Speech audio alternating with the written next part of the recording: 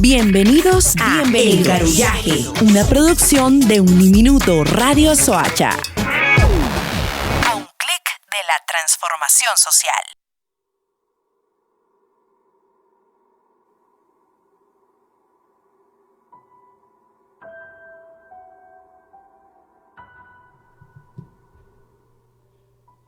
Bueno, Nanito, ¿qué más? ¿Qué me cuenta? Bien, bien, ya. Aquí regresando otra vez así como cada 8 días. Cada 8 días en la misma tarea, en la misma sonsoneta. ¿Y qué tal, monito? Bien, bien, como ya les había dicho, contento de estar aquí otra vez haciéndoles el máster aquí en el Garullaje. Epa, monito. Y pues bueno, señor Enano, ¿a quién tenemos de invitado el día de hoy? Pues hermano, nada más y menos un profesor, un pedagogo educativo que ha escrito libros, que una cuestión el profesor Arnold Bonilla. Un saludito, profe. Bueno, muchachos, muchas gracias por la invitación. A los oyentes, muchas gracias. Hace harto no tenía la oportunidad de estar en un espacio radial con muy buenas experiencias en diferentes procesos radiales, y hoy pues muy contento de estar acá compartiendo la palabra, que es algo que me gusta hacer, no desde las aulas, pero desde otro escenario como lo es la radio, que es un medio de comunicación que realmente me llama mucho la atención y me vincula a diferentes tipos de procesos. Entonces, muy agradecido de estar acá, muchas gracias. Bueno, profe, nada, igual, pues la invitación era para que su merced viniera, nos diera este espacio, y pues bueno, se cumplió al fin. Pero pues bueno, peladitos y profe, vamos a hablar sobre personas silenciadas a nivel mundial.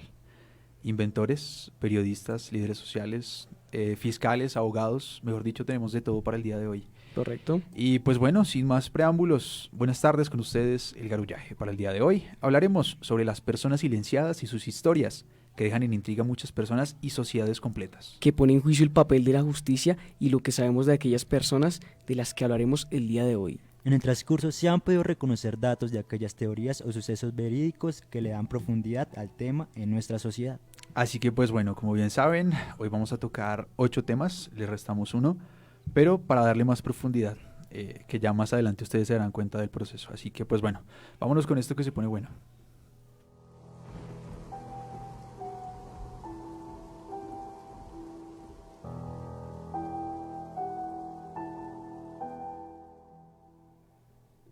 Bueno, profe, yo quiero hacerle una pregunta. Empecemos con esto. ¿Su merced qué opina si yo le dijera que en algún momento se dio la idea de crear un motor a base de agua? ¿Qué beneficios tendría esto para la sociedad en sí?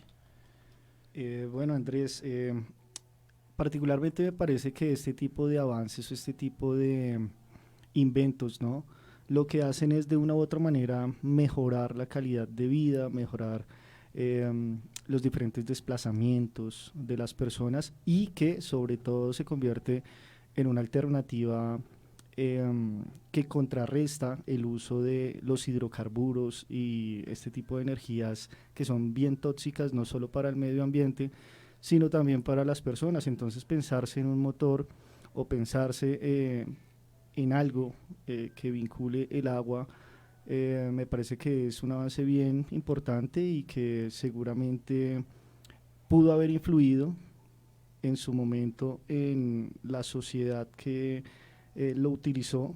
Creo que no fue muy conocido realmente este invento, porque justamente hay un montón de personas detrás de este tipo de inventos que no les conviene que salgan a la luz, pero realmente me parece que fue un gran avance y que ojalá se pueda seguir trabajando en torno a este tipo de inventos que piensen mucho más en el medio ambiente, mucho más en las personas, en la sociedad civil en general, y menos en el daño, en la afectación a ese tipo de ecosistemas y de sistemas en términos muy generales. Pues, profe, bien, o sea, literalmente sí, la idea es esa. Y pues eso mismo pensaba el señor Stanley Meyer, un estadounidense, el cual nacería el 24 de agosto de 1940 y su muerte sería el 21 de marzo de 1998. Este hombre, este man, este tipo, lo que hizo fue dar a conocer o inventar o ingeniárselas un motor el cual consistía a base de agua.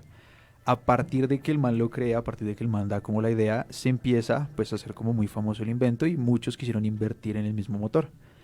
De allí es donde sale como el reconocimiento y es donde entran las industrias petroleras, ¿cierto? Luego del cuento y toda esta cuestión con las inversionistas y todo esto, al man se le acusa de plagio y de pues que este invento no fue hecho por él y que lo que él había hecho había sido pues por él. Fue al juzgado y tuvo que regresarle el dinero pues a los inversores. Pero pues resulta que tiempo después, en un restaurante, teniendo como un almuerzo con uno de sus inversionistas muy amigo de él, el man sale corriendo y dice, me envenenaron. Y al final muere. Resulta que pues tiempo después se da que murió de un aneurisma cerebral, según dicen. Ujú. Y aparte algo que pues también causa un poquito como de lo que el revuelo y las teorías, es que toda la documentación y todos los prototipos que tenía desaparecieron. Absolutamente todo, sí. No ¿Sí? se encontró nada de lo que él tenía, pues por lo mismo, porque principalmente se le acusó pues de plagio, como que todo esto que inventó al final no fue algo que fuera lo que lo hubiera hecho él, o sea, fue literalmente plagio, y pues al final tuvo que devolverle el dinero a los inversores y pues resulta que luego, entre comillas, sería envenenado. Sí, la verdad es muy complejo porque el asunto de ponerse en jaque a las empresas de petróleo, las gasolineras, pues sabemos que en Estados Unidos es un negocio muy, muy más que rentable a lo largo de la historia. Dejar a Petróleos en Estados Unidos es dejar a la gran potencia, pues hermano, en pañales. Yo creo que este tipo de inventos, como otros mucho más que han intentado como reemplazar este tipo de petróleo, que no sé qué, siempre terminan en supuestas muertes, envenenamientos, asesinatos, y toda su documentación o información personal se desaparece toda. Por completo, sí, señor. Profe, ¿su merced cree que sí lo mataron las petroleras? Bueno, yo creo que normalmente, muchachos, en este tipo de sucesos o de situaciones hay mucha tela que cortar, ¿no? Ujú. Como lo decía Cristian, creo que es un gran golpe este tipo de avances para las maquinarias de hidrocarburos petroleras específicamente, porque es una revolución de un motor que funciona a combustión con gasolina, con diésel, biodiesel, y en este caso revolucionar metiéndole H2O o agua a este tipo de motores para que funcionen, tengan el mismo funcionamiento. Entonces yo sí creo que al mover ese tipo de estructuras y a generar una afectación económica a estos grandes emporios, evidentemente las personas se convierten en, digamos que, sujetos de persecución por este tipo de industria. Otra cosa que es importante mencionar de Stanley Meyer, el tipo alcanzó a generar un prototipo de vehículo Ujú. que se movía con agua, ¿no? Sí, sí. Justamente cuando sale a la luz este tipo de invento, ya no solo del motor en agua, sino del vehículo en agua, con funcionamiento en agua más bien, poco después es que es silenciado justamente. Se dice que con 80 litros aproximadamente de agua, Meyer hacía mover el vehículo de un estado a otro en Estados Unidos. Entonces, creo que eso se le convertía en una piedrita en el zapato a muchas empresas de hidrocarburos. Yo, haciendo como mis teorías, ¿no? Como mis Ujú. nudos en la cabeza. Si lo pensamos de esa forma, cierto que a Colombia lo consideran como una potencia mundial de agua, ¿no? Ujú. Tiene el Amazonas, tiene los dos océanos.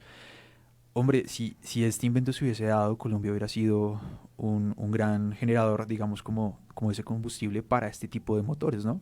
Entonces también como, de cierta forma, como que beneficios, pero como que, digamos, como retrocesos tendría para Colombia este invento. ¿Qué opina, profe? Bueno, yo creo que no solo para Colombia. Ya está visto que el 80% del planeta está compuesto de agua, ¿no? Ujú. Entonces, habría que ver qué tipo de agua utilizaba este tipo de motor, porque si estamos hablando de agua salada, pues creo que todo el planeta hubiese sido beneficiado de este tipo de invento. Pero si era agua dulce, pues la cosa se reduce sobre todo a estos países latinoamericanos que tenemos o somos ricos en fauna y flora y en recursos hídricos. Entonces, en ese sentido, creo que sí en Colombia hubiese caído muy bien. Ahora, el tema de la muerte, el hermano de Meyer fue el que dijo que él había salido corriendo después de la cena, diciendo que había sido envenenado. Y como lo decía ahorita hace un momento Andrés, posteriormente salió el resultado que había sido un aneurisma, ¿no? Sin Ujú. embargo, es algo que no se ha podido resolver, como la gran mayoría de los casos que traemos hoy a colación en el espacio del programa, que se convierten en una incógnita. Sí, yo creo que ahí es donde sale la teoría. Y pues como bien lo hemos dicho, todos los programas, todas estas literalmente terminan siendo teorías de cosas que traemos a colación y que pues, o sea, es cierto, el man al final nunca se le encontró en sí como algo que determinara puntualmente que lo mató, simplemente fue como el dictamen que votó, creo que fue un fiscal en ese entonces, que se me olvidó ahorita el estado, el condado en donde se dio, pero que pues finalmente diría que fue una aneurisma cerebral y pues bueno, el hermano saldría con este cuento de que fue envenenado. Así que pues sí, hay muchas teorías, mucha tela por cortar, decía el profe. ¿Qué opina, Nanito? Pues yo digo, pues la verdad, Estados Unidos siempre, cualquier cosa que le toque el bolsillo, oiga, la única forma para que un rico haga algo por un pobre es porque se le toca el bolsillo. De ahí para adelante va a tomar acción. Y hermano, pues un invento de esta magnitud evidentemente iba a beneficiar a todo el mundo, porque yo creo que más hacerse vender este prototipo y luego, que no sé qué, simplemente hay que reemplazar el combustible, que ahorita miren los precios en los que está el combustible, imagínense que simplemente sea con agua, sería una ayuda económica a todo el mundo. Pero para los que no les gusta eso simplemente son los poderosos. Sí, ahí es donde entra el poder. Dime, mono. Bueno, pues yo también quería preguntarles, ¿esto no sería como también un arma de doble filo, ya que pues el agua en sí pues es un líquido esencial para pues nosotros, ¿no? Los humanos. ¿No? ¿En qué punto pues llegaría a ser bueno en que hubiéramos utilizado, digamos, este tipo de líquido para pues hacer mover un carro? Digamos, si no, tal vez no se acabaría o algo así. Bueno, mono, pues yo le quiero responder esa preguntita.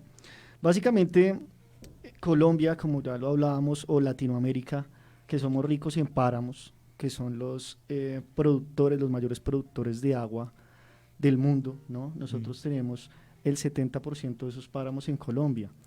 En ese sentido, no tendríamos problema por darle un buen uso a este tipo de recursos. Caso contrario que hacen las empresas mineras, petroleras y todo este tipo de cosas, madereras, como también uno de los siguientes personajes de los cuales vamos a hablar, que se dedican no a preservar, sino a acabar, ¿sí? A devastar totalmente este tipo de ecosistemas, anulando 100% la producción de agua posteriormente. Pero si se utiliza de manera adecuada, se preserva, se cuida, se reforesta este tipo de escenarios, yo creo que podríamos vivir cientos y miles de años dándole un buen uso a este recurso. Y es que sí, igual, o sea, si se hubiese dado el hecho del motor de agua, yo creo que se hubiese cuidado más, o sea, si hubiese tenido más prevención con el agua a partir de ese invento, ¿no? El hecho de que, pues, de cierta forma el agua moviese la industria, porque también, ahorita como bien se sabe, el petróleo mueve la industria, el agua empezaría a mover la industria, entonces se tendrían más cuidados como ahora se hace, digamos, de cierta forma con el petróleo, ¿no? Que no se pierda ni una sola gota de petróleo como bien lo hacen hoy en día. Pero pues bueno, pasemos ya al siguiente tema. ¿Listo? Profe, ¿algún comentario antes de terminar? Bueno, lo que pasa es que por cuestiones de tiempo no nos podemos extender mucho y tenemos, como tú bien lo decías, ocho personajes o 8 grandes temas que se desenvuelven a partir del gran tema que es los silenciados. Pero sí, yo digo, ya para cerrar, si utilizamos el agua en vez del petróleo, seguramente estuviera pasando lo que pasa con Venezuela o con el Medio Oriente, teniendo las grandes potencias detrás de los países ricos y productores de agua, en ese caso los latinoamericanos en gran medida. Entonces sería también una persecución terrible, no por el petróleo, sino por el agua, y quizá estuviéramos hablando al igual de lo que se habla del petróleo, que por ejemplo en el caso de Colombia está previsto que vamos a tener petróleo para no más de 12 años. Algo similar considero que podría pasar con el agua, tal vez en esa guerra titánica por quién tiene más agua, seguramente al cabo de 20 o 30 años ya podríamos estar hablando que habrían países o continentes que ya no tuvieran agua precisamente por esa necesidad económica de las grandes potencias. Y ya sabemos quiénes son esas grandes potencias también. Sí, señor. Así que bueno, continuemos con esto.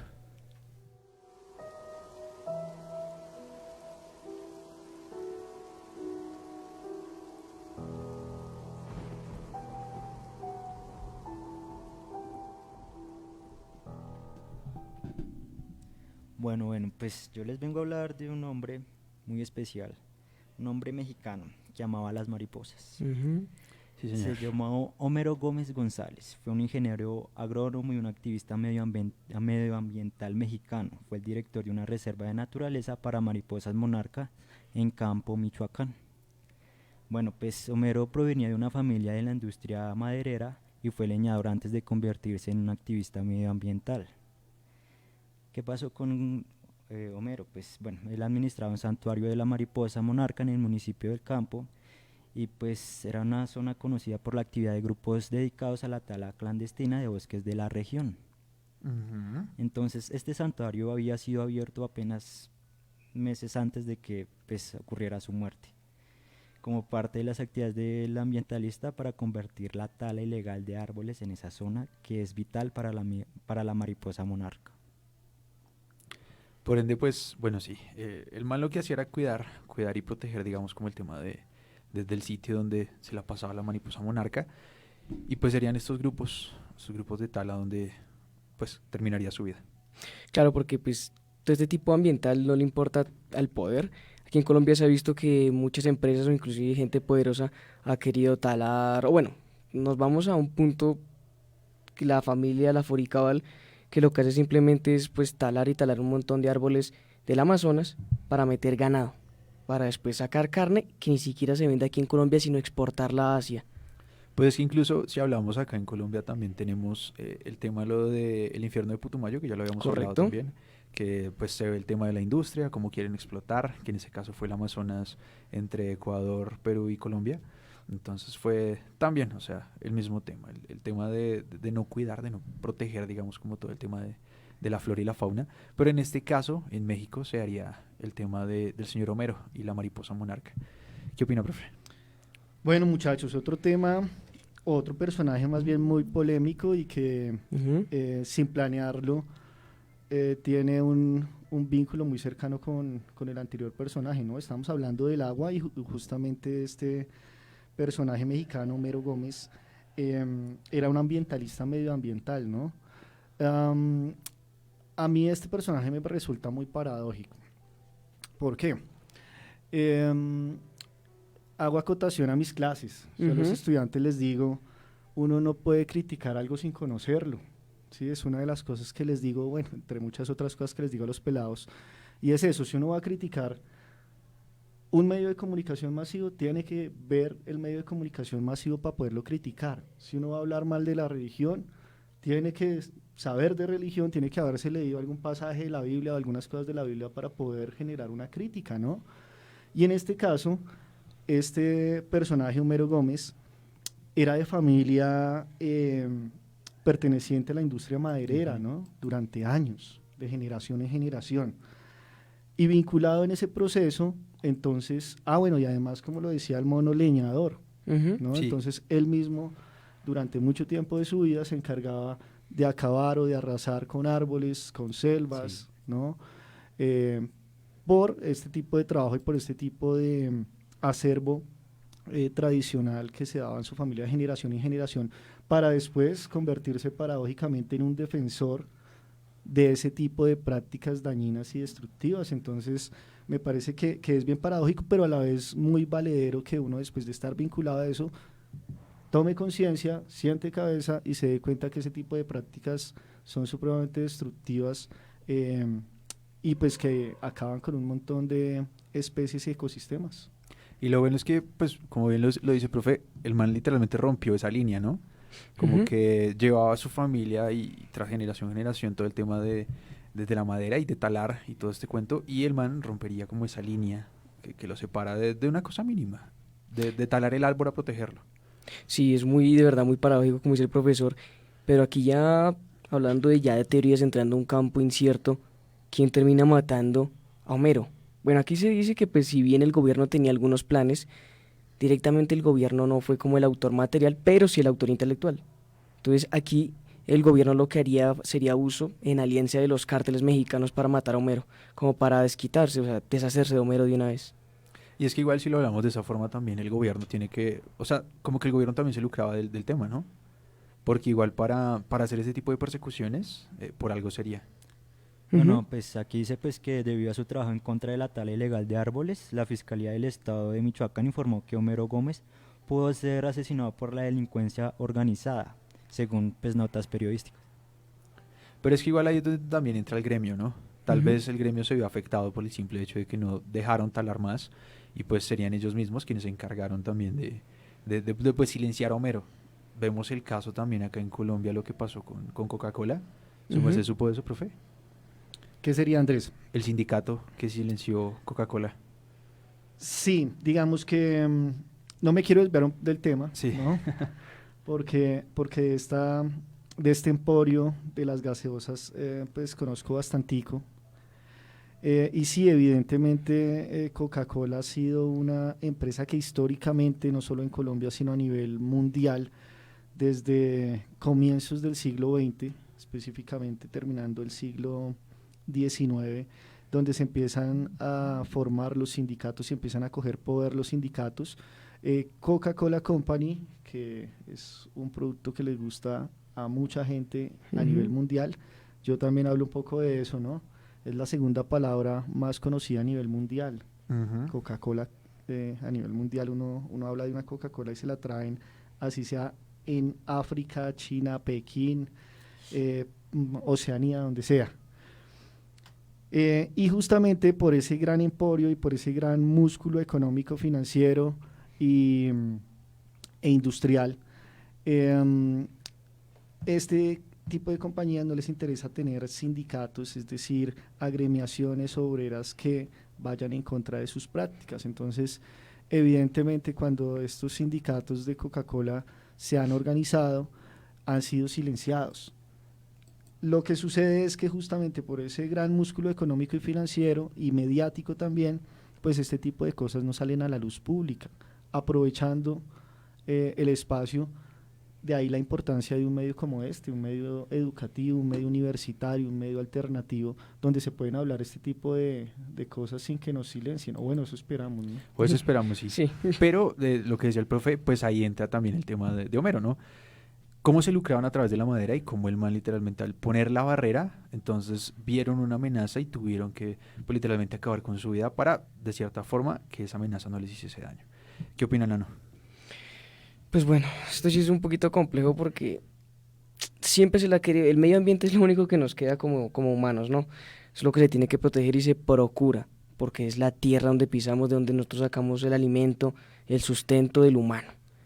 Y que simplemente por ganancia monetaria quieran destruirlo, es que es una cosa hasta ridícula. Yo no entiendo de vez en cuando a veces este tipo de personas se sentarán a pensar el impacto que generan simplemente papel, papel que tiene una denominación que ellos mismos pusieron. ¿Qué sentido tiene? Esto es un poco estúpido a la vez. No, y el tema de cuidar la fauna también es algo importante. Muchachos, pero den cuenta que Homero no solo se convierte en defensor medioambiental, sino que empieza a generar propuestas que vinculan a las comunidades campesinas, ¿sí? Cosa que no hace el Estado. Es lo bonito de este tipo de procesos, ¿no? Muy autogestivos. Entonces, donde el Estado o el gobierno no pone el ojo para ayudar a las comunidades, para potenciar el campo o la ruralidad, sí lo vienen a hacer este tipo de personas que se convierten en líderes ambientales o líderes sociales. Y en este caso, Homero también impulsó un proceso con campesinos para que ellos mismos reforestaran y preservaran los bosques, generando un montón de empleo en las zonas rurales. Entonces también es algo muy importante y muy valioso de destacar. No solo defiende, sino vincula a la población para que ellos mismos sean gestores de esa transformación y de esa defensa medioambiental. Entonces va por partida doble eh, el impacto o la propuesta que genera este personaje. Y es que sí, sí, pues de cierta forma sí generó mucho impacto. Y pues tanto que pues lo silenciaron. Así de duro fue el impacto. Bueno, sigamos, bonito, sigamos con esto.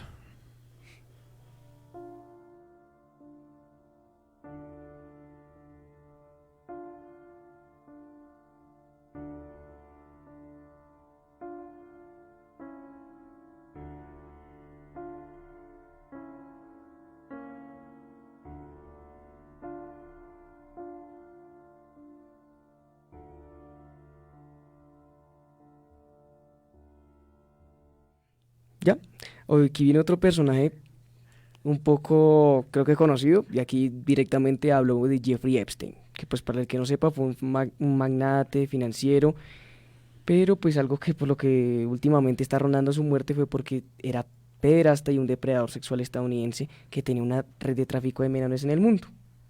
Y tenía un sitio, ¿no? Yo recuerdo que tenía como un sitio específico. De hecho, creo que lo llamaban el Pizzagate. Era un Una isla. restaurante. No, pero creo que también había un sitio que le decían así, que era como una pizzería y donde se reunían pues, Creo que sí. muchas personas y pues hacían pues sus fechorías. Sus fechorías. Sí, porque algo había escuchado como una isla también, Ujú. pero se me escapa ahorita el nombre. Ahí voy ahorita. Ok. Bueno, el asunto de este caso es que el tipo, pues, si él tenía sus clientes en esta red de menores y pues este tipo de clientes no es cualquier fulano ni de talo, sino es gente de poder, gente poderosa, de estadounidenses o de otros países. Y el asunto es que, pues, el tipo fue apresado, fue llevado a juicio y en una cárcel de máxima seguridad, antisuicidios, el tipo aparece suicidado. Lo suicidaron, dijimos la Lo vez pasada con suicidaron, el como dijimos la sí, vez señor. pasada, sí, efectivamente. Y la razón puntual de esto simplemente era porque el tipo iba a hablar de los clientes de él, o sea, iba a decir nombres, lugares y todo donde fueron llevados las menores para que pues ellos consumieran este acto tan desastroso, tan horrible. Y aquí es donde llega el punto de la isla. Bueno, Porque- pero Cristian, yo creo que es importante ir como al origen, Ujú. ¿sí? Al origen de Jeffrey. El tipo empezó siendo profe, ¿no? Antes de ser magnate y multimillonario y todo esto, empezó, digamos que ese acercamiento con los niños, siendo profesor de una escuela, que entre otras cosas, después salió a la luz el hecho de que él dictaba clase en la escuela sin tener todas esas credenciales que necesita un profe para poder dar clase, ¿no? En la universidad pues necesitamos tener una serie de títulos en los colegios y el señor se hizo muy amigo del director de una escuela, en este momento no recuerdo el nombre, de Estados Unidos, y ganándose la confianza del director empezó a dar clases y allí empezó el acercamiento con los menores de edad Ujú. y desde allí entonces es acusado por acosar, no se sabe si abusar, pero sí acosar constantemente a una chica de 14 años, una niña, y desde ahí empieza a crearse como la carrera o el gusto o ese pensamiento un poco bizarro de este personaje con relación a los niños, ¿no? Y es que sí terminó siendo algo impactante porque, como bien lo decías, tuvo una isla, como bien lo decía, el mono tuvo por allá un sitio en donde se hacía, y tengo entendido que fueron demasiadas personas. Botó el dato hace poquito, creo que fue ayer, antier, en mi casa, revisando TikTok, me apareció precisamente una lista de más o menos como unas 80 personas, de las cuales son nombres de muchos famosos, los cuales hacían, o sea, eran pertenecientes a esa organización que fundó Epstein. Sí, pues bueno, yendo al punto del supuesto suicidio, pues se ocurre en la ciudad de Nueva York a las 6:30 de la mañana el 10 de agosto del 2019, del año 2019. O sea, el tipo aparece con pues, una sábana donde la utilizó de soga y se ahorcó, según eso. Pero resulta que acontece que pues en semanas posteriores iba a ser el juicio donde iban a hablar sobre todo este tipo de personas que estaban siendo como los clientes de él. Y pues la verdad se dice que algunos clientes de ellos era Donald Trump, alguna persona de la real familia. Inclusive se ve involucrado un político colombiano. Pues no sé si lo podemos mencionar. ¿El colombiano? Sí, Bótelo. sí, el señor Pastrana, Andrés Pastrana. También estaba involucrado, sí, señores. Bueno, y es que para nadie es un secreto que este tipo de personas que manejan buen billete y que hacen parte de los diferentes emporios del cine, de la televisión, los banqueros, ¿cierto? Tienen cierto tipo de pronto de cercanía o de gusto por los actos sexuales, Ujú. con prostitutas, ya sean mayores o menores de edad, pagan por contenidos, hacen un montón de cosas con las mujeres, con las niñas y las jóvenes en ese sentido sexual y un poco, digamos que obsceno, ¿no? Entonces, realmente no me extraña de Donald Trump, después de que terminó de ser, aún antes de ser presidente se destaparon un montón de cosas, pero el poder, el billete que maneja este señor hizo como si a todo el mundo se le borrara sus datos de la cabeza, llegó a la presidencia y una vez salió de la presidencia se destaparon un montón de escándalos. Años anteriores a la presidencia de Donald Trump, cuando estaba Bill Clinton, también salieron un montón de acusaciones también con secretarias, con chicas o personas femeninas muy cercanas a él, ¿no? Entonces es algo que se mantiene muy vivo entre las grandes arcas y esferas del poder. Y es que igual, o sea, como que sí, yo creo que, como bien lo decía el profe, como que eso también se influye mucho. Pero pues aquí es donde entra también la industria, digamos, como del cine, la televisión, el tema de la red política, que es que se termina vinculando con todo este tipo de cosas y pues, mano, el dinero lo mueve todo.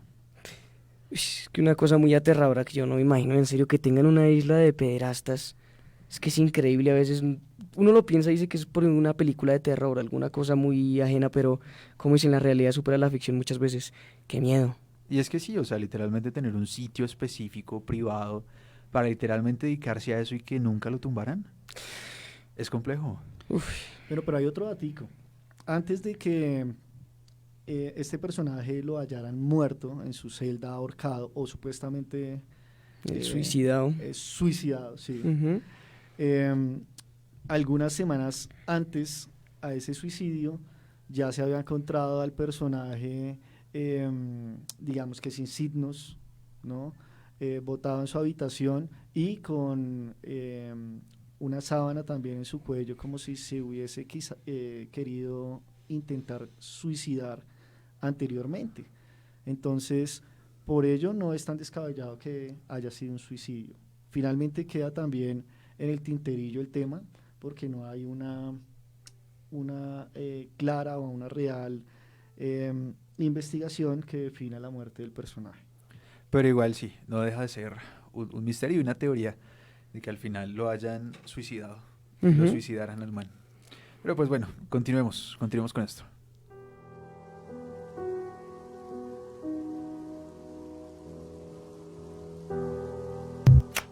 Estás escuchando El Garullaje, una producción de Uniminuto Radio Soacha, a un clic de la transformación social.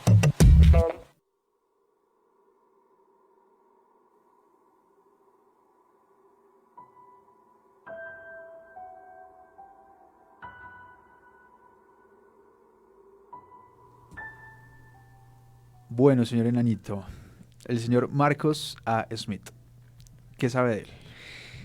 Pues hermano, neurobiólogo y profesor investigador de ciencias básicas del Centro de Memoria y Envejecimiento de la Universidad Estatal de Nueva York, creo que dice. Sí, En Ohio, en Ohio, perdón, sí. sí señor, de la Ujú. Universidad de Ohio, sí señor.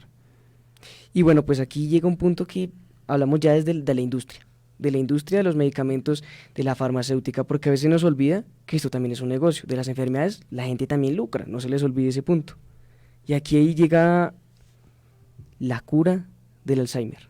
Antes de botar el dato, antes de botar la historia, hace poco, haciendo ahí como una breve investigación sobre temas medicinales, precisamente en el trabajo que lo estábamos haciendo, resulta que existe la teoría de que estas mismas industrias farmacéuticas le pongan a los medicamentos, de cierta forma, algo que no los termine de curar del todo, ¿sí? Como que, digamos, yo te doy algo para que te duela la cabeza, pero el dolor se va durante 1 hora y ya a las 2 horas ya tienes otro dolor de cabeza, entonces tienes que volver a tomar un medicamento y me lo tienes que volver a comprar. O sea, es como para que quede vigente ahí el cliente. Exactamente, Sí. como literalmente tener clientela con los medicamentos. ¿Qué opina su merced de eso, profe? Bueno, cambiamos de industria, ¿no? Ujú. Pero seguimos en torno a lo mismo. Se crea un gran avance, entre otras cosas. Antes de entrar en materia de este señor Mark, es importante también poner sobre la mesa que el tipo fue un científico supremamente destacado y supremamente reconocido a nivel mundial. Un datico importante es que fue uno de los 100 científicos más citados en neurociencia y comportamiento humano en la historia. Entonces no era ningún, digamos que aparecido, sino que el tipo era muy, muy, muy reconocido, fue profesor en diversas universidades y también fue muy reconocido, muy citado en el tema de la contabilidad numérica, trabajaba el tema de las patologías, y yo creo que también en este caso le empieza a mover como la butaca a los grandes emporios de los medicamentos, de las farmacéuticas, al ser uno de los pioneros o mayores investigadores con relación al tema del Alzheimer. Y sí, es que tuvo muchos, incluso hasta lo premiaron muchas veces. Ujú. En cuanto a premios, también tuvo demasiados premios por lo mismo, por sus estudios y por lo mismo que sabía. Y pues terminó como concretando ese estudio referente al Alzheimer. Claro que hay que recalcar que no encontró la cura al Alzheimer, sino hizo unos descubrimientos de los mecanismos patogénicos de la enfermedad del Alzheimer. O sea, si bien no tuvo la cura, hizo tantos acercamientos que posiblemente se hubiera encontrado la cura para curar este mal. O sea, como que dio las bases, Dio pero las bases. dio unas muy buenas bases. Incorrecto. Que era más o menos lo que hablábamos nosotros la vez pasada con este man que hizo el primer trasplante de corazón. ¿Te acuerdas el nombre? No, creo. No me acuerdo. Bueno, hablábamos sobre el que hizo el primer trasplante de corazón, el cual fue a través de conocimiento empírico, pero todo ese conocimiento terminó generando que al final se diera las ese bases trasplante. para hacer un trasplante de corazón. Exactamente, entonces lo hablamos de la misma forma con el Alzheimer. El man puso unas muy buenas bases y que posiblemente se hubiese dado la cura con esas bases.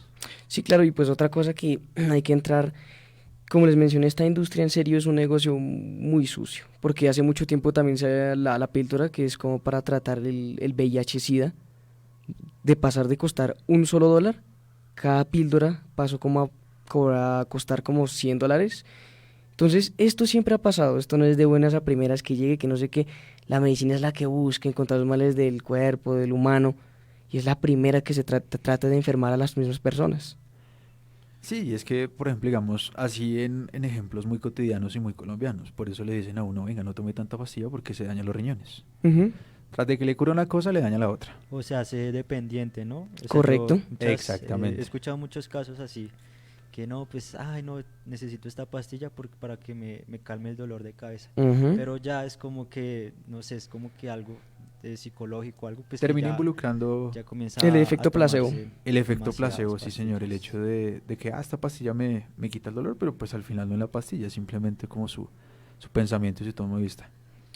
Bueno, el tipo fue además director del Centro de Memoria y Envejecimiento, que fue un proceso creado justamente con miembros o con personas que tenían esta patología del Alzheimer, y logró sobrellevar bastantes casos y mejorar el tema de la vejez prematura y el Alzheimer prematuro en cientos y miles de personas.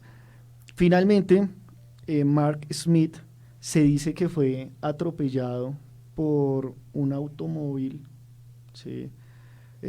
Cuando estaba muy cerca a su casa. Eso también es un misterio, ¿no? Porque parece como un carro fantasma. Nunca se encontró el personaje que conducía ese carro, nunca se encontró evidencia del carro, y finalmente este gran profesor, científico, médico y este intelectual, pues le aportó mucho a la educación, a la ciencia, a la medicina, y hasta el momento no se sabe quién fue el que lo mató. Sí, algo que me genera mucha intriga de todo este tipo de casos, se dice que fue la industria, pero no hay puntualmente un nombre o a quién acusar. O sea, de este caso sí es que no hay a quien señalar el dedo. Sí, no hay a quien apuntar y decir fue él, pero sí o sea, se tiene como en cuenta que fue la industria, ¿no? Como en global, Ujú. pero no se puede especificar quién. Y eso es horrible, tenaz que haya pasado tanta impunidad, que ni el conductor, que ni una cosa ni lo otro, simplemente se murió, ya no hagan más preguntas. Y no fue hace mucho, murió el 19 de diciembre del 2010. No fue hace mucho tiempo que falleció de cierta forma, y a día de hoy todavía se sigue sin saber Y con el absolutamente poder nada. de internet, ¿no? Porque pues dicen que algunas cosas del pasado terminaron ocurriendo y así porque no había gente que prolongara la información. Pero ahora mire con las herramientas, el poder puede mandar a callar cualquiera o desaparecerlo de aquí a mañana y no se sabe absolutamente Sí, nada. el poder, o sea, el mismo dinero y el mismo poder puede perder muchas pistas, y pues Ujú. yo creo que también este es uno de esos casos, ¿no? El hecho de no saber absolutamente nada de quién fue, digamos, como el que causó esta muerte, y pues al final simplemente culpar al tema de la industria en global, pues sería como la única salida. ¿Algo más para agregar, profe? No, pues digamos que a diferencia de las otras muertes, en este caso digo que me parece sorprendente, es porque pues un país como Reino Unido, o Inglaterra, Gran Bretaña, que está muy a la vanguardia en tema de cámaras y todo este tipo de cosas, y que fue algo, digamos que relativamente hace poco, hace 13 años, donde ya la tecnología ha permeado, donde hay cámaras en todo lado, y pues que ninguna cámara haya logrado captar la placa y así identificar el conductor. Ya lo hacemos en Colombia, pues imagínense, Sí, en claro. un país como Reino Unido, cómo no se va a poder encontrar la persona que conducía ese vehículo. Pero sí, queda solamente la teoría, la idea.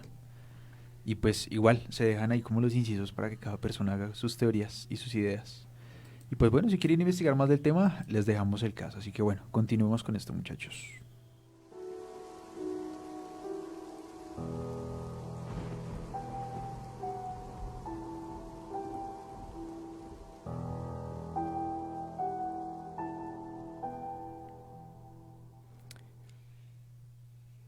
Bueno, aquí ya vamos a hablar de un caso de alguna persona que sí, el tipo sí señaló con el dedo quiénes fueron los autores, hizo las denuncias. Aquí sí fue una silenciada bastante evidente y les vengo a hablar de Alberto Nisman. Alberto Nisman, Ujú. cuéntanos más de él. Pues fue un abogado argentino y penalista que ganó notoriedad por cierto caso. Fue un atentado a la fundación, o no, la fundación no, perdón, sino... ok, sí. Un ataque racista con el coche bomba al que sufrió la Asociación Mutual Israelita Argentina. Ahí ¿Sí? fue cuando murió. No, a eso fue él entró como fiscal pues a denunciar este tipo de cosas porque ¿quién fue? Ah, ya entendí, ya entendí, ya entendí. Porque fue un ataque terrorista con un coche bomba y donde dejó un saldo de 85 personas asesinadas y 300 heridas. Y el man se metió en el caso. Y el tipo pues dijo, "Pues, está muy extraño este tipo de cosas".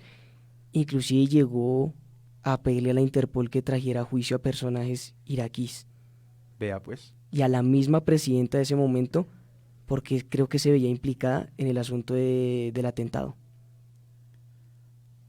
Profe. Así es. Bueno, Alberto Nisman, como bien lo decía Cristian, el tipo abogado penalista muy reconocido también por su proceso en defensa de los derechos humanos, y casualmente fue un abogado que estuvo muy vinculado con, digamos que esta situación o este suceso de una serie de carrobombas que se presentaron en Argentina, en diferentes partes de Argentina, vinculados a la embajada iraní en este país, ¿no? Entonces se presentaron una serie de, como lo decía Cristian, de asesinatos, alrededor de 80, 90 asesinatos por esta práctica del carro bomba. Él empezó a investigar quién tenía algún tipo de injerencia o de relación en estos sucesos, y el tipo, así como lo decía Cristian, de manera muy directa y muy abierta empezó a acusar con el dedo, y el primer responsable para este abogado fue el gobierno iraní.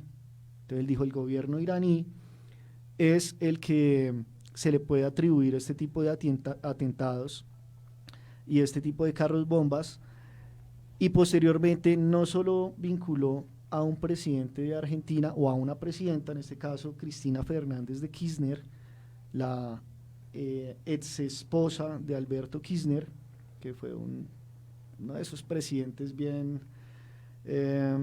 dictatoriales que tuvo Argentina, al igual que Carlos Menem, que fue otro tipo casi que de la misma calaña, ¿no?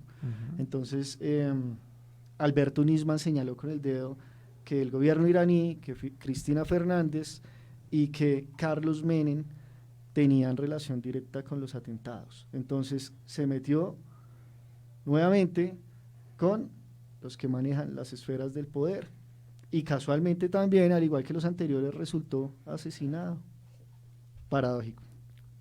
Y es que sí, le tiró a las cabezas duras. Sí, este es uno de los casos que sí me ha impresionado porque si bien hay un montón de gente que sí acusa, le dice pues aquí llegó a levantar bastantes procesos y con nombres y estaba, que mucha gente lo siguiera porque sí era muy extraño que estaban pasando este tipo de cosas. ¿Quién las estaba provocando? ¿Por qué ocurren con tanta facilidad? A ver, coche bomba. Es que imagínense, todo era muy extraño, sino que la gente pues normalmente llega a decir, eso fue de los criminales y lo dejan pasar, pero el Estado directamente hacer este tipo de cosas. Y es que sí, o sea, como bien lo dice el profe y como lo dice Chris, pues le tiró a los más duros, o sea, le tiró a las cabezas de la élite y, pues bueno, ahí fue como que se puso la soga al cuello. Ahí fue cuando ya dijo, bueno, ya, Bueno, en este caso, la bala. bueno, sí, la bala a la 100 y pues bueno, acabaría con su vida el hecho de acusar a aquellas élites políticas de estos atentados. Y finalmente pues falleció de un disparo en la cabeza, tampoco como cosa rara, se sabe quién sería, ¿no? Sin embargo, muchos acusan de manera directa a la expresidenta de Argentina, Cristina Fernández de Kirchner, de ser la precursora de este silenciamiento, ¿no? Sin embargo, como son los que manejan el poder, los dueños de los medios de comunicación, pues poco se le dio importancia. Esta señora ha tenido bastantes líos de dineros, de corrupción, diferentes escándalos. En algún momento salía con anillos de oro que costaban un huevo de plata y decía que eran ahorritos de ella cuando no el sueldo de un presidente le da para ese tipo de, digamos que de adquisiciones tan estrambóticas. Vehículos, trajes, tenía trajes en muchas de las conferencias que dio a nivel mundial cuando fue presidenta de la Argentina, que costaban millones de dólares. Entonces, no cualquiera, por ejemplo, a Petro se la montaron en algún momento por unos Ferragamo, ¿no? Sí. Por unos zapatos de 500.000, 600.000 pesos, y esta señora utilizaba trajes de millones de dólares. Entonces fue muy polémica, al igual que su esposo, el presidente Alberto Kirchner, que también fue muy criticado por diferentes negocios de corrupción y diferentes prácticas de corrupción cuando fue presidente de la Argentina. Y pues bueno, sí, como bien lo decimos, pues al final como que terminó muriendo. Lo Pues bueno, suicidaron. Sí, lo último fue que pues la puerta de él estaba violentada, lo encontraron en el baño con una arma Berska calibre 22 y un casquillo. Pero aquí viene lo curioso, que esto es lo que me dice que esto era muy sistemático, porque resulta que el día siguiente, el lunes, estaba previsto que le expusiera sobre una denuncia ante la Comisión de Legislación Penal de la Cámara de Diputados de la Nación de Argentina. Vea O pues. sea, esto es por todos lados grita que fue el Estado, o sea, es que no hay de alguna u otra forma para que haya sido, un hurto o algo así, porque lo intentaron hacer ver así. Sí, como que o sea, Ujú. por la descripción que dices, sí se vio como de esa forma, pero pues hombre, apuntaba que había sido el Estado. Claro. Y bueno, pues también hablar un poco también de, pues como ya lo comentaba el profesor y pues ya lo sabemos, el poder que tiene esta gente para ocultar las cosas, ¿no? Los medios de comunicación, muchas personas que están como del lado de ellos y pues bueno, es muy complicado. Digamos que en todos estos casos podríamos hablar de eso mismo, ¿no? O sea, la facilidad que tienen para ocultar pues estos acontecimientos. Y pues bueno, yo creo que hasta acá vamos con este tema, pero sí, literalmente terminaría siendo el Estado quien arrebataría la vida de este fiscal. Sí, todo se vio y nada se vio. Exactamente.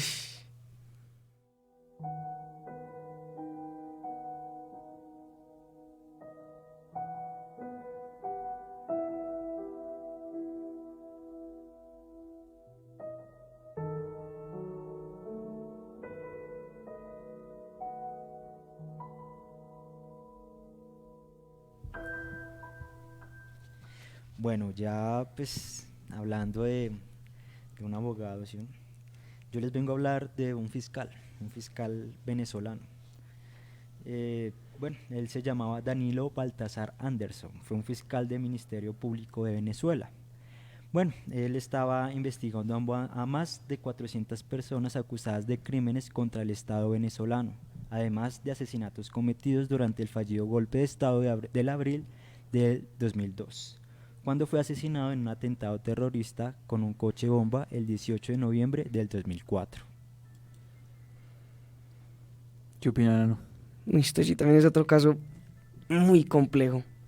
Bueno, complejo en el hecho de que, pues bueno, como todo lo que el man destapó, ¿no? Pero es que sí apunta mucho a ciertas cosas. Y a pesar de que sí, pues era un venezolano, pues aquí se vieron involucradas pues las autodefensas colombianas unidas. Acá también tuvo que ver Colombia, sí señor. Bueno, pues las investigaciones de Anderson tenían como objetivo destapar crímenes políticos y homicidios durante, pues ya lo había comentado, el golpe de Estado de abril del 2002 contra el entonces presidente de la República Bolivariana de Venezuela, Hugo Chávez, impulsado por el político Pedro Carmona.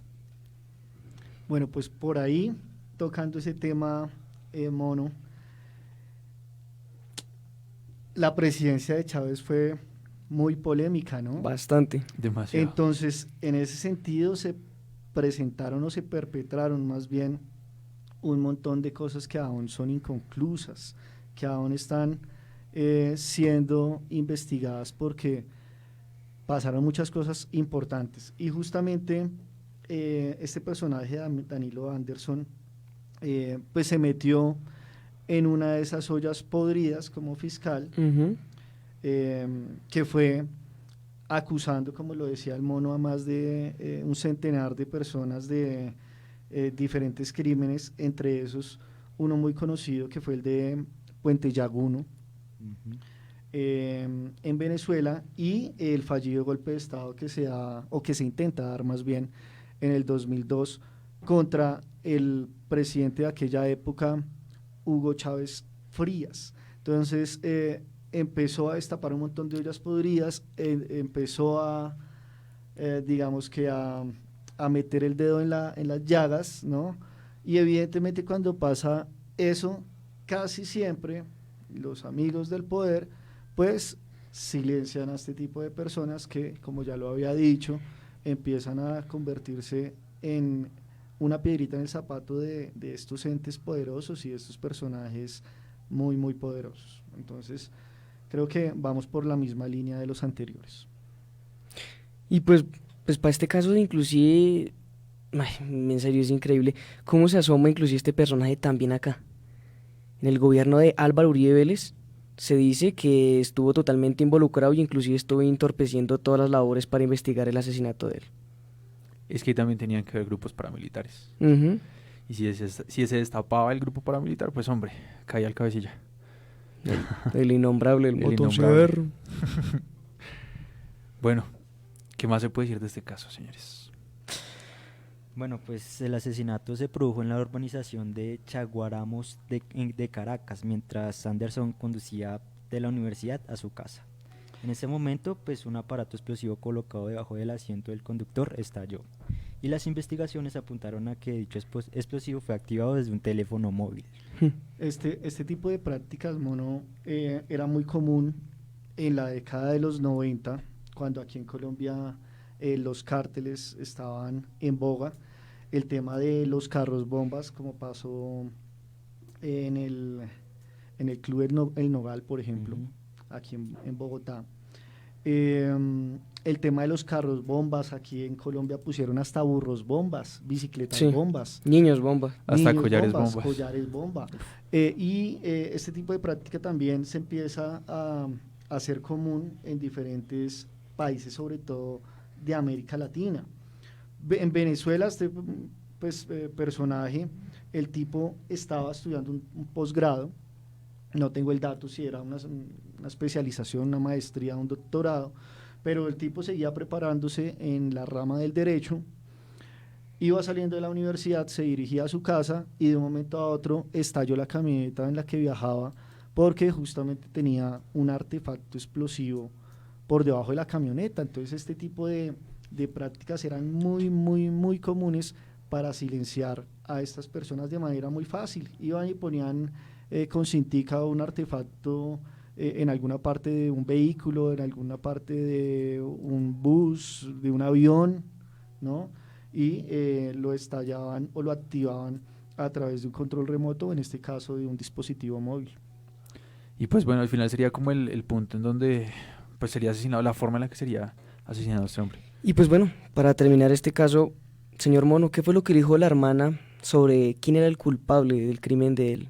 Bueno, pues la hermana decía que el culpable estaba en sí en el funeral de este hombre, ¿no? Cargando el féretro. Sí, cargando pues el ataúd. Entonces pues ahí estaba también el presidente Hugo Chávez, ¿no? Uh-huh. Al parecer. Y pues había muchos otros hombres que estaban cargando el ataúd de Danilo. pero como el más relevante dentro de los que lo estaban cargando era el señor Hugo Chávez, sí, señores.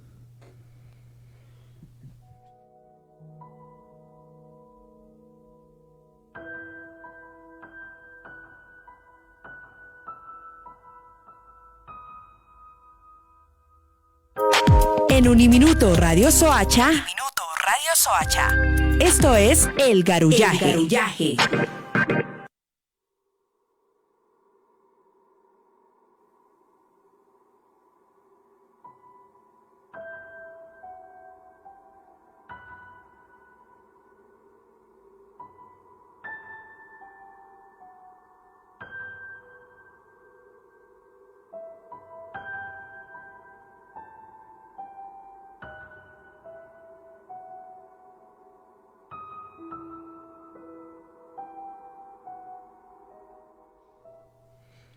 Bueno, este punto sí es un poquito que hay que agarrarlo con pinzas, porque, bueno, aquí vengo a hablarles de Milton William Cooper, que fue un escritor y locutor estadounidense de onda corta, pero aquí vamos muy directo al punto, que pues el tipo fue directamente como un poco conspiranoico, un poquito loco, a mencionar sobre los atentados que se iban a hacer el 9 de septiembre, que él decía, hey, Estados Unidos, mi país, va a atentar contra su propia nación, va a hacer este tipo de cosas, y la gente, ¿qué va?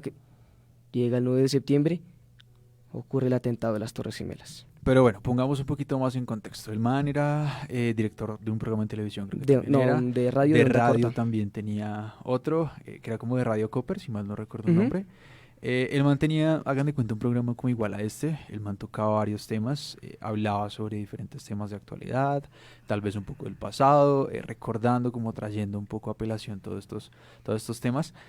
Y resulta que, pues como bien lo dice el señor Enano, para ese entonces se dio el atentado y él en su programa en vivo dijo que pues el atentado no había sido hecho por, se me olvidó el nombre de este man, por Bin Laden. Por Bin Laden, sino había sido un autoatentado de parte del gobierno de los Estados Unidos. Lo que conllevaría a que pues terminaría siendo asesinado por el mismo tema.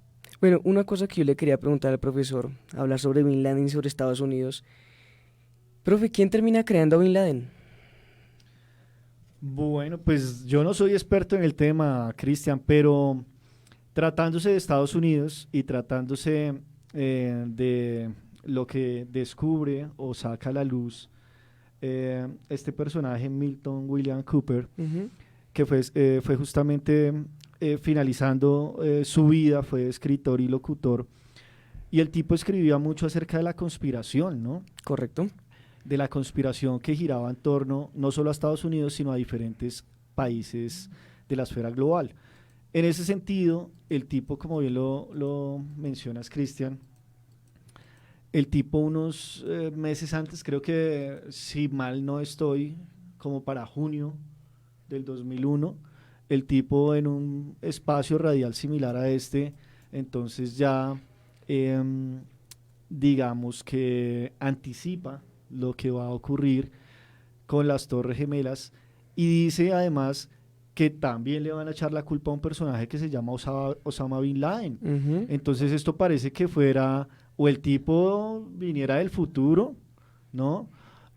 O sí se estaba orquestando algo con relación a este personaje, porque evidentemente Osama Bin Laden existió y en su momento le declaró la guerra a Estados Unidos.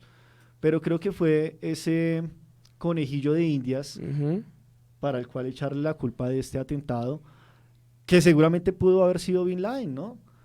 Pero también pudieron haber sido otros magnates de esa área, ¿no?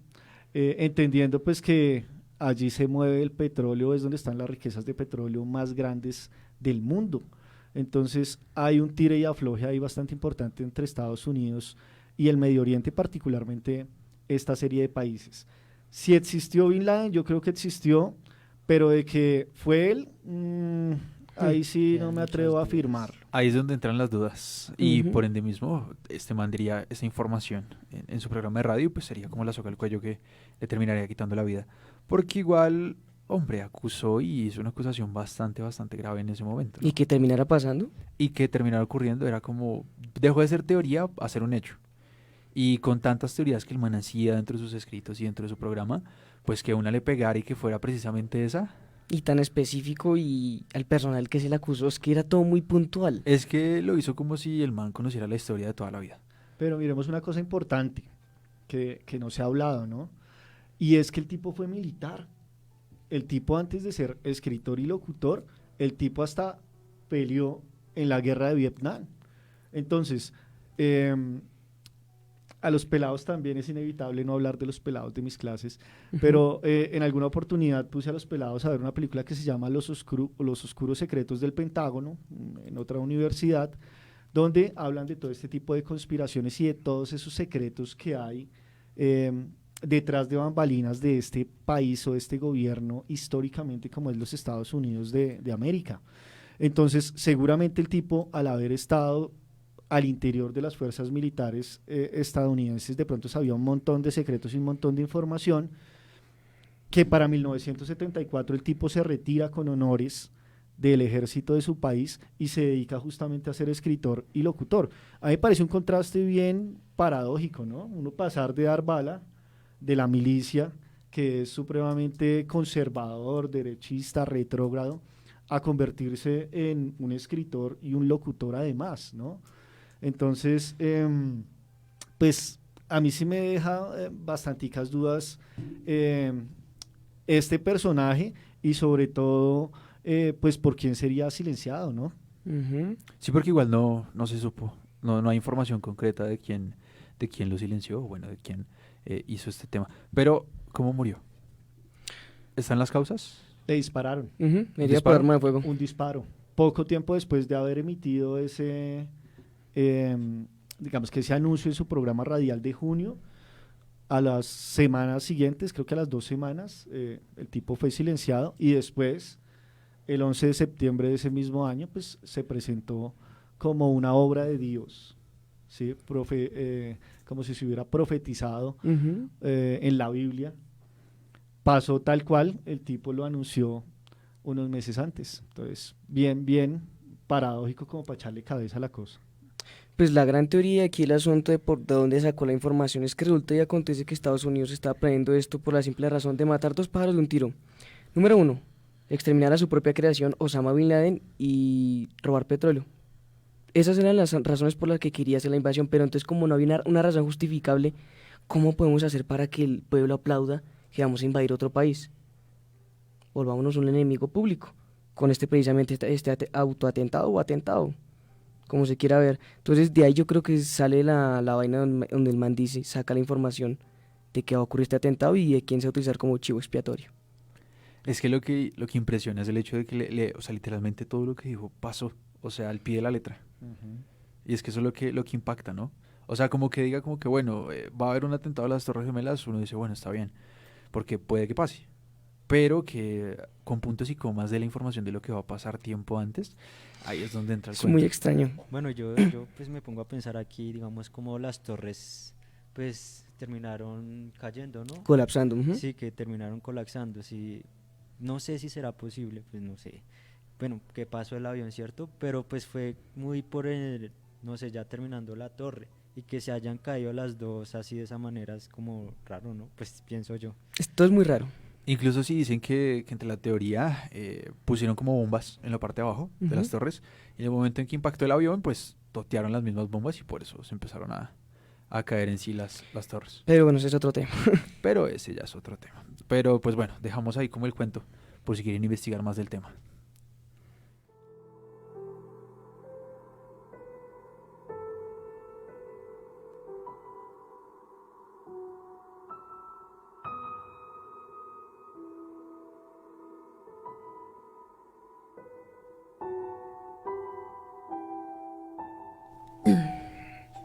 Bueno, aquí en Traviesos Parroquiales, por si no saben, y creo que no saben tampoco, les habíamos dicho a la gente que nos escucha, el programa pasa de ser de 4 a 5 a 4 a 5 y media.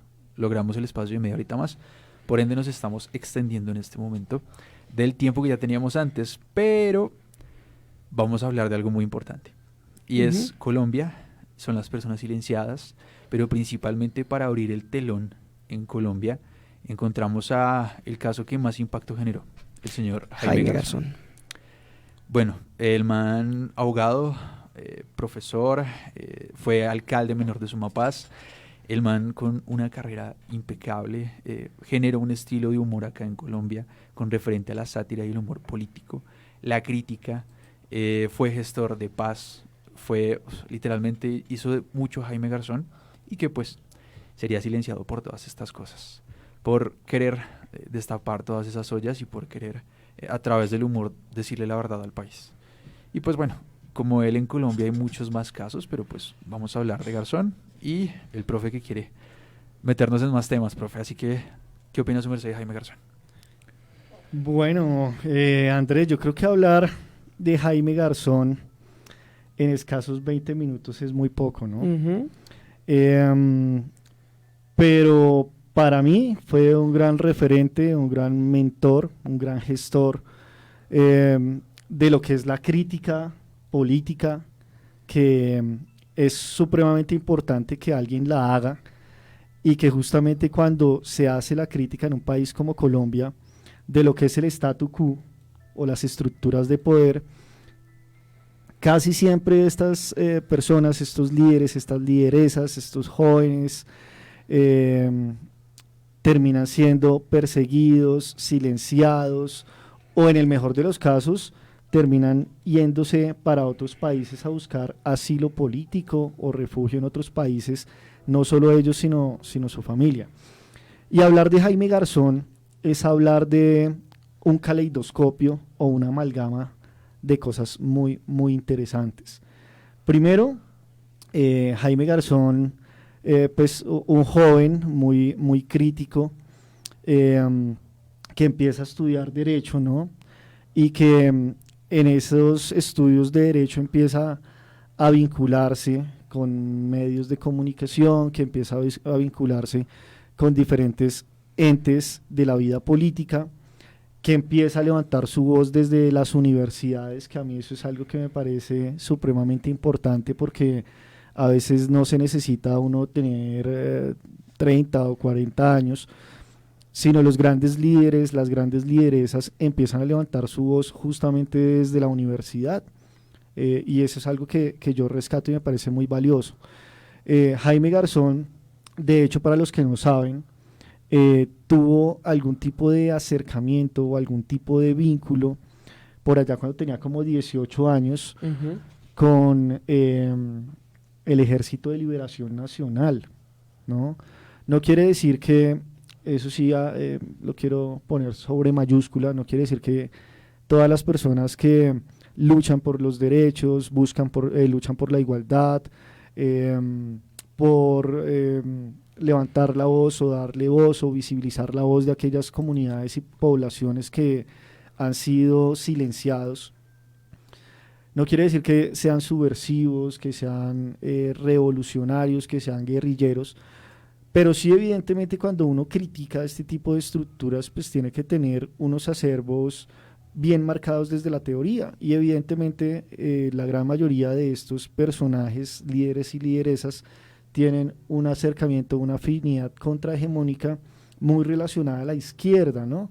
En ese sentido, Jaime Garzón, cuando es estudiante de Derecho, en sus primeros semestres, se vincula al Ejército de Liberación Nacional. También lo digo, antes este tipo de organizaciones tenían un sentir mucho más ideológico y mucho más marcado, que se ha venido deslegitimando a medida de los años. Jaime Garzón, sí es válido también decirlo, nunca empuñó un arma, nunca combatió. El rol de él básicamente fue cuidar una platica, ¿sí? Cuidar un dinero, y le pagaban o bueno, no le pagaban, sino hacía parte del proceso de este grupo armado, únicamente por cuidar el dinero, ¿sí? Y allí duró como 3 meses, se dio cuenta que la gran idea que él tenía sobre el Ejército de Liberación Nacional y las guerrillas particularmente no era lo que él pensaba. Duró 3 meses y se salió, ¿sí? Y después de que se sale, empieza a convertirse en una persona muy crítica, empieza a vincularse con medios de comunicación y empieza a encontrar en el humor, desde la sátira política, un espacio y un escenario para poder visibilizar o para poder decirle las cosas más bien al que le tenía que decir de una manera sarcástica, ¿sí? Y pues a mí particularmente me parece muy válido el proceso que hace Garzón, pero no sé ustedes qué tienen que decir, porque si no me robo acá los 20 minutos hablando únicamente yo. No. O Esa sea, es la gracia. pues la gracia es esa, profe, que es Ujú. súper hable. Pero igual, sí, o sea, Garzón impregnó a Colombia con un humor, con una sátira, con la idea de despertar tal vez un pueblo muy, muy dormido, muy somnoliento en cuanto, pues digamos, a la realidad política y social que había en ese entonces, con el tema de las guerrillas, con el tema de la violencia, con el tema de la corrupción, con el tema de literalmente lo que era Colombia en los años 80 y 90, que fue como su boom dentro de todo este cuento. La creación de personajes como Godofredo Cínico Caspa, como Heriberto de la Calle, que era uno Emerson de de los más Francisco. conocidos, Emerson Ujú. de Francisco, etcétera, etcétera, que fueron personajes que poco a poco Garzón fue puliendo de tal forma que cada uno fuese como, digamos, como un indirectazo diferente, pero a la misma persona o al mismo sentido, ¿cierto? Encontramos programas muy importantes como Sociedad o Quack, que fueron dos programas puntuales y muy índoles. Garzón también participó en radio, tengo entendido que también estuvo en radio, En Rayonet. Ujú. Radionet, que también tuvo una gran labor, pero pues sí, al final terminaría siendo silenciado por lo mismo. Bueno, Pero, pero pues iba a comentar, pues como ya lo habían dicho, pues Jaime, gracias a estos personajes, pues tuvo pues una influencia política muy importante, ¿no? Pues a través de esos personajes logró construir un discurso con el cual la gente se identificaba. Y gracias al uso del sarcasmo y el humor, pues para contar verdades y realidades de grandes figuras políticas del país. Y así Garzón pues se ganó el corazón de muchos colombianos. Pero bueno, aquí llega la parte un poquito trágica, un poquito mala. Bueno, el 13 de agosto de 1999 sabemos que asesinan a Jaime Garzón. Pero aquí lo que yo quiero decir, lo que quiero es quién da la orden, quién mata a Jaime Garzón.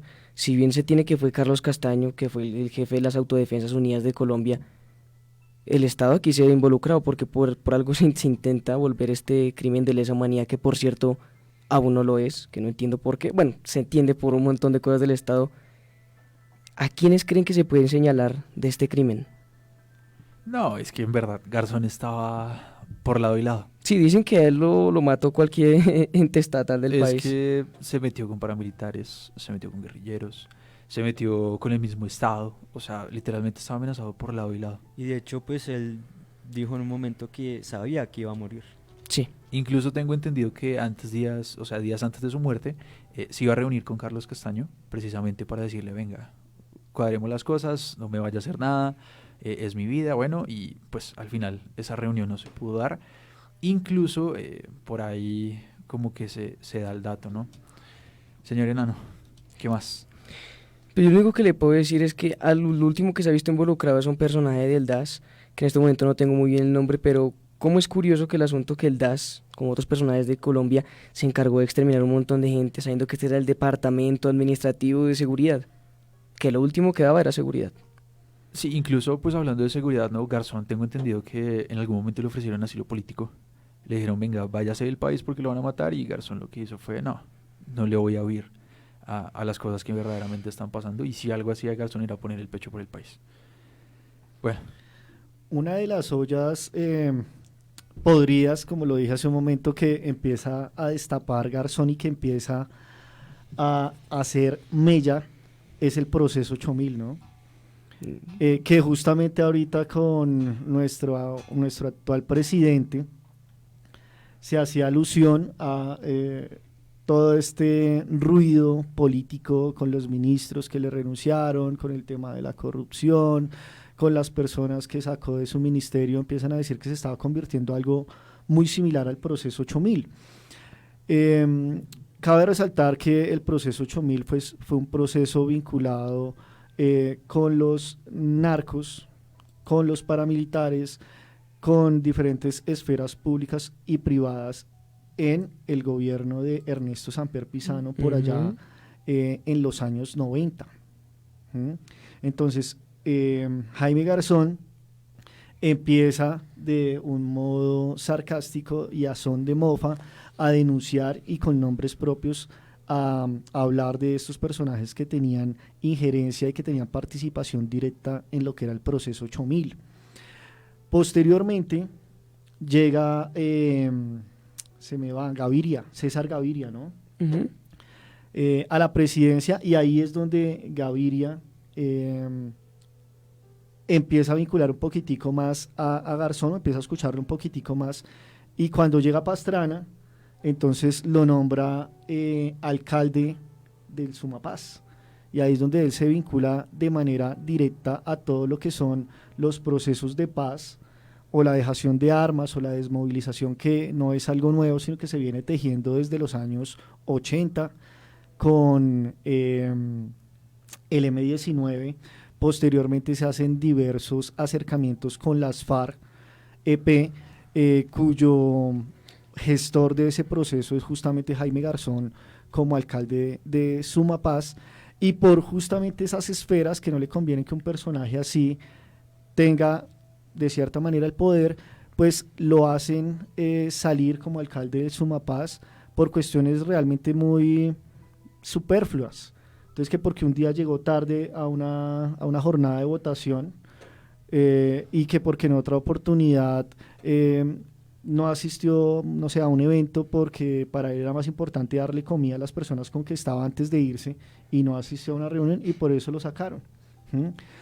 Sin embargo, el tipo, a partir de esos programas que decía hace un momento Andrés, como Zootecnia o como Quack, empieza a buscar otros escenarios para decir: no me voy a quedar callado, y si me sacaron de los cargos públicos, pues desde los medios de comunicación voy a seguir denunciando eso.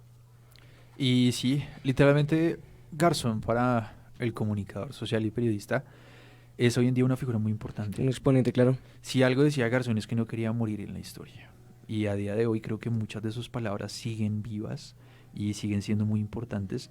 Y lo curioso es que Jaime Garzón fue muy importante en los medios, pero nunca estudió algo referente a No, a y los si medios. lo intentaba estudiar lo terminaba, porque no era como que en los estudios no era como que estaba ahí siempre, sino se salía, se metía a Sí. otra cosa, como que quería probar de un poco de todo de la vida. De hecho, creo que no terminó nunca pues la universidad, ¿no? No, Como- creo que de Ninguna hecho no. carrera, creo que Mm. ninguna carrera terminó en sí Garzón, pero pues por lo mismo terminaría siendo tan importante para la sociedad a través del conocimiento empírico.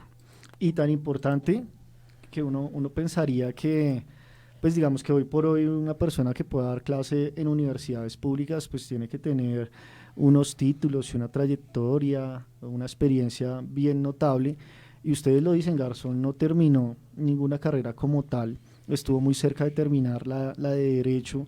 Sin embargo, hay muchas personas que también dicen que él alcanzó a ser abogado, no tengo claridad sobre eso, pero lo que sí tengo claro es que el tipo fue profesor en varias universidades Ujú. públicas, justamente porque manejaba el discurso, justamente porque tenía un montón de conocimiento. Puede que a veces suele pasar en el país del Sagrado Corazón que podemos saber más que los mismos profesores, pero no tenemos los títulos, y algo de eso le pasaba a Jaime Garzón. El tipo sabía un montón, pero no tenía los títulos. Sin embargo, muchas universidades, disculpen, le abrieron las puertas a Garzón en los claustros universitarios para que él pudiera dar clase, y lo hizo de una manera deslumbrante y abrumadora.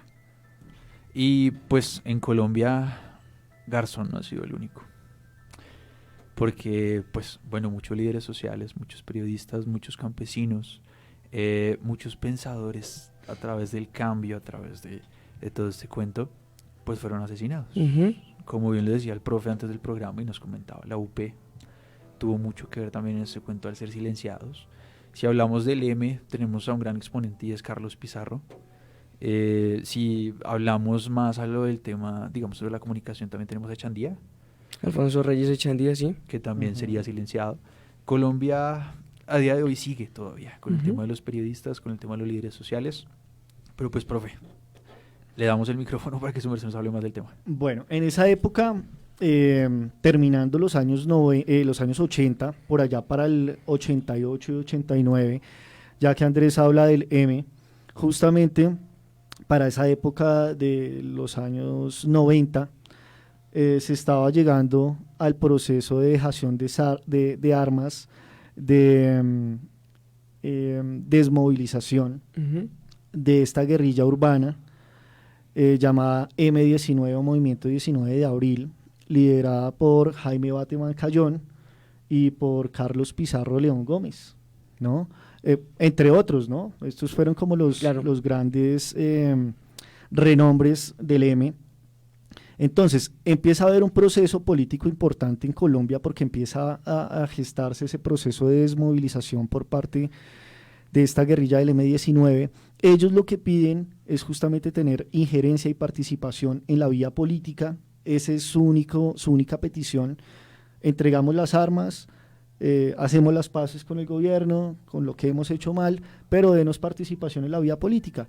El gobierno dice, listo, está bien, me parece válido, le reciben las armas y ellos de manera directa empiezan para el año 90 a tener injerencia en la vía política y empiezan a generar un gran acercamiento con lo que se llamaba, o se llamaría más bien, la constituyente o la nueva constituyente que da para la creación de la Constitución de 1991, ¿no? La séptima papeleta y todo ese tipo de cosas que se dan.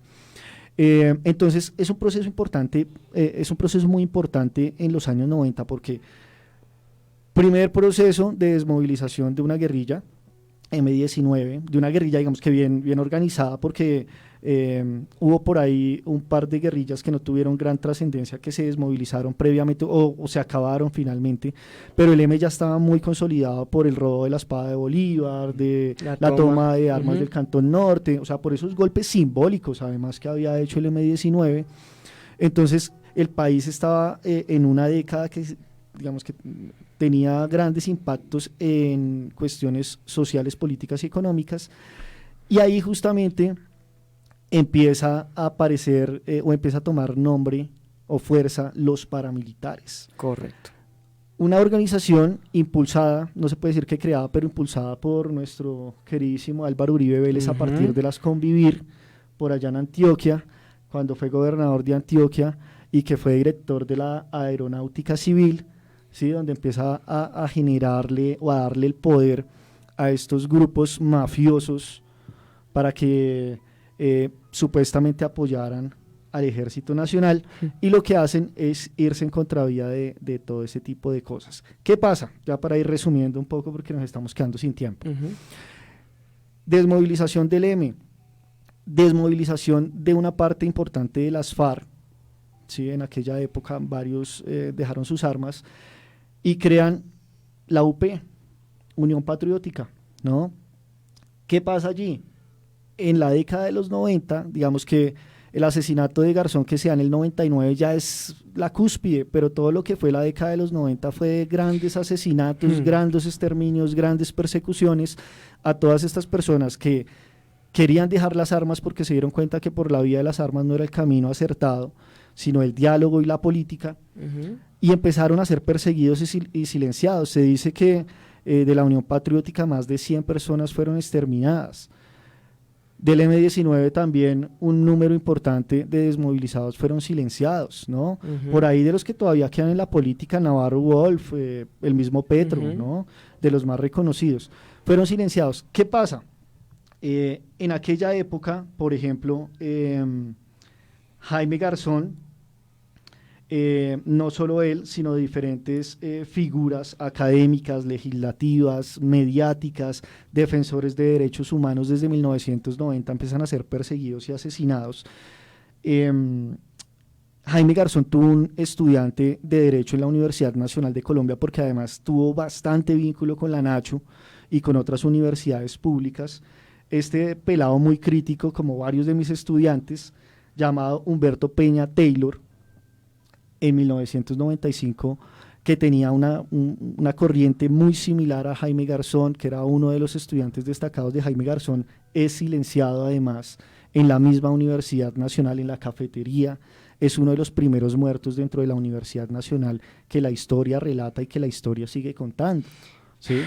Después, el abogado Eduardo Umaña Mendoza, otro defensor de derechos humanos, el docente Darío Betancur Echeverri, defensor de derechos humanos, el antropólogo Hernán Henao Delgado, también que le trabajaba mucho al tema de las comunidades, de los procesos rurales, también vinculado con procesos comunitarios, y un compañero muy ferviente, casi hermano de Jaime Garzón, Jesús Antonio Bejarano, que es silenciado también días después del asesinato del humorista en Quinta Paredes, ¿no?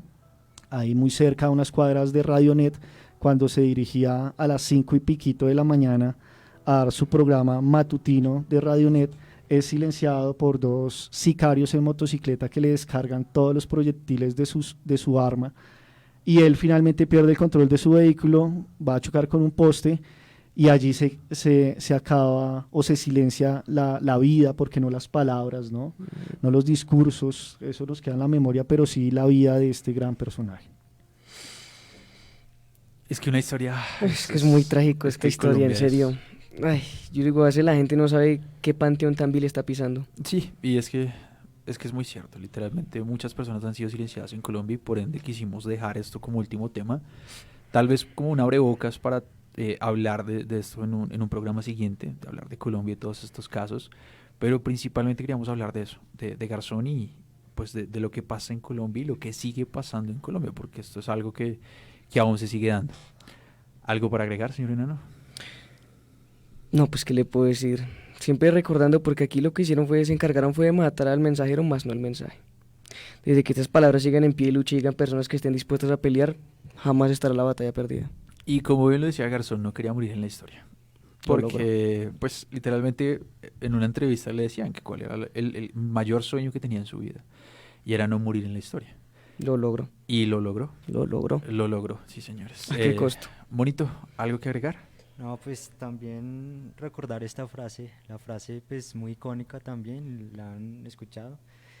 Pues bueno, si ustedes los jóvenes no asumen la dirección de su propio país, nadie va a venir a salvárselo, nadie. Y es que sí, si Garzón creía en algo eran los jóvenes. Y pues bueno, creo que a día de hoy todavía sigue siendo como ese ser que nos inspira a nosotros, a todos los colombianos literalmente a seguir luchando, a seguir creyendo en un país.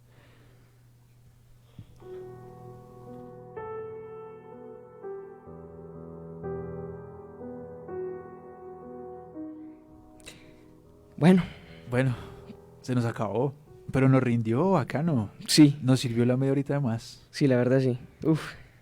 Bueno, profe, palabras de despedida antes de irnos. Bueno, muchachos, nuevamente muchas gracias por la invitación. Espero que el carretazo que echamos hoy haya sido muy enriquecedor, no solo para ustedes, sino para los oyentes. Y chévere, me parece muy interesante terminar con Garzón. Y coincido con el mono, con reafirmar todos los días esa frase muy pisoteada de Garzón, pero muy latente y muy, digamos que muy vigente cada día más, y es que los jóvenes se empoderen de diferentes procesos, que los jóvenes desde la comunicación social y el periodismo, más allá de hacer fama, hacer plata, hacer farándula, pues luchen realmente por las cosas importantes, que es los derechos humanos, que es la educación, que es el medio ambiente, que es la pedagogía misma, que son los menos favorecidos, que son los desarrapados, como lo dice Freire. Entonces, bacano que estudiemos la comunicación, no solo para hacer una cara bonita, una bonita voz, ¿cierto? De una voz de locutor, sino que también pongámonos los pantalones y levantemos nuestra voz por las causas justas y hagamos una sociedad más justa y más equitativa para todos y todas.